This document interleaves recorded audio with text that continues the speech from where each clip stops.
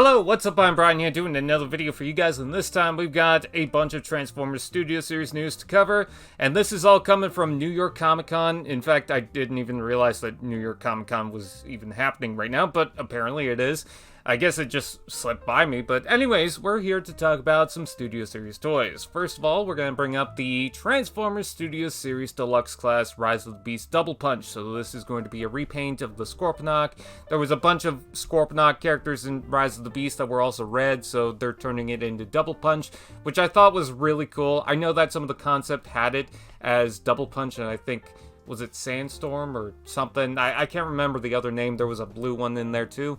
But I like the fact that they're reusing that name because that is such an obscure reference to an original character that also transformed into a Scorpion and actually looked a lot like Scorponok. So I think that's awesome. I love the red. I think it's a nice kind of bloody color, especially going against the gray. But there's not really too much to talk about here. I also like the yellow inside the chest. I was kind of thrown off by that. I also like the fade in the stinger. That looks really cool. I still need to get the Scorponok figure, but if I miss out on that, well, here's another chance, and I think the figure looks nice. So, yeah, no complaints here. We also have the Deluxe Class Dark of the Moon Hatchet. By the way, these are all going to be Decepticons, or Predacons, I guess, for double punch, but whatever. This is Hatchet, and if you don't know, there's been a long history with this Deluxe Class toy. I mean, you know, we always wanted it in Studio Series. It was one of the big characters that we really wanted, especially when Crowbar was introduced, because Hatchet never got a full-size original toy. It just got the Cyberverse figure. So we were really hoping for this. They made the crankcase, which was kind of weird. It was a gold Crowbar. Don't know why they did that. But for Hatchet, we had an image about, I think it was 2 years ago, that showed off a Deluxe Class Hatchet, and we thought it was going to be part of the Buzzworthy line.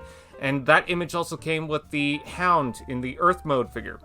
And that did not happen, but they eventually did actually release those figures because the Hound was in the 5-pack with Selects, and Hatchet is no longer going to be an exclusive, but instead, this is going to be a mainline release. Now, one of the cool things about this, and one of the things that also draws it back, is it is a deluxe, which some people might not like because it's kind of small. But the cool thing about that is all the vehicles will look the same.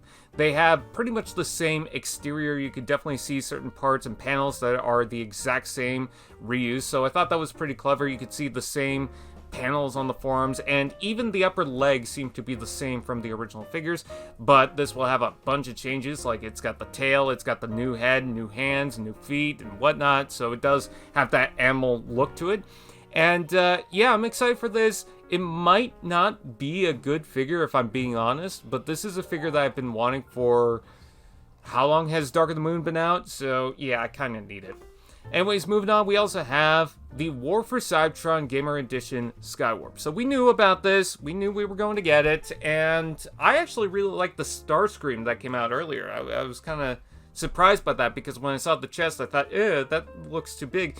But for Skywarp, I think it looks good. And you know what? I warmed up to Starscream, so I'm totally in on this. It's kind of funny that the mace is the same color as the figure. I thought the entire top of the jet was purple, but no, it's just the mace hiding that. But he does have a different gun, and I thought that was pretty cool. I imagine that you could still pop off the arm. I mean, you could still do that, but you could replace it with that cannon, and I like the fact that they're coming with different weapons. They're not just reusing stuff. So when they eventually do Ironhide, I imagine he's going to have a different blaster weapon, maybe the same melee weapon, because this one has the same one, but I guess we'll just have to wait and see. I think the colors are nice here, although I have to see it in person because I feel like with the image here, it's taken a photo from a panel, so it's going to throw you off a little bit. The purple's not going to be as vibrant as this photo, but for what it's worth, I'm glad that we're getting Skywarp, and I'm curious to see what the Thundercracker will look like. And I also wanted to point out that in the listing, they did say that the Rise of the Beast Optimus Prime is going to be re-released. There was also a bunch of other figures. I believe there was Ape Link, and Q and Widowmaker that was supposed to release in this wave, but I'm not sure if they're just showing a handful or if they shrunk down the wave, because a lot of the waves for Studio Series aren't as big as what we get with Legacy. Usually there's 2 Deluxes, a Voyager, or 2, and then maybe 1 or 2 Leaders, so I guess we'll have to wait and see. But for right now, we got these figures, and then moving on, we've got Galvatron, which might be the most controversial one. It is the exact same thing as the Kingdom figure, with a few slight changes to the paint deco. So it looks like it's going to have a more lighter gray tone instead of the black. It seems like the purple might have a different shade. This one looks a little more blue, but again, that might be just how the image presents it. It might not actually be more blue. It's still purple, just more of a blue hue to it. But what I will say is, one thing that I did note is the cannon seems to be different. It's not transparent, it's a solid orange. I'm not sure if it has an orange fade or if that's just the shadows, but it is a solid color.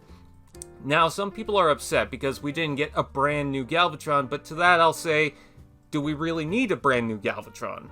I mean, the Kingdom Galvatron was pretty much in place for the Studio Series 86 line. In fact, it fit more into Studio Series 86 than it ever did with Kingdom. The only relevance it had was the show, and also the Rodimus Prime. So I don't mind this, especially considering that it's not upscaling to a different class like the Springer. They just re-engineered the torso and gave it a whole bunch of different parts. No, this is straight up a leader being re-released in a different line. And I'm fine with that, you know? It gives people another chance. Yes, we've gotten so many different versions of Galvatron. We had it in Kingdom and then Legacy as well. But I don't mind that he's coming back. I don't really have too many things that I would change about the Galvatron figure or things that I would improve. The only thing I could think of is if it came with different accessories. But it doesn't necessarily need to. Yeah, the gun, pistol things are kind of weak, but I mean, it's got the Matrix, it's got that large cannon. Doesn't need any other changes. It was a good figure then. It's a good figure now. I really can't complain. The only thing is that I don't need it. I don't want it.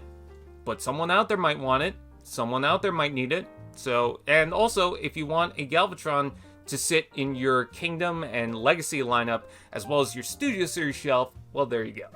So with that out of the way, what do you guys think? Please comment below. Let me know. Please like, comment, share, subscribe to all those fun doodads.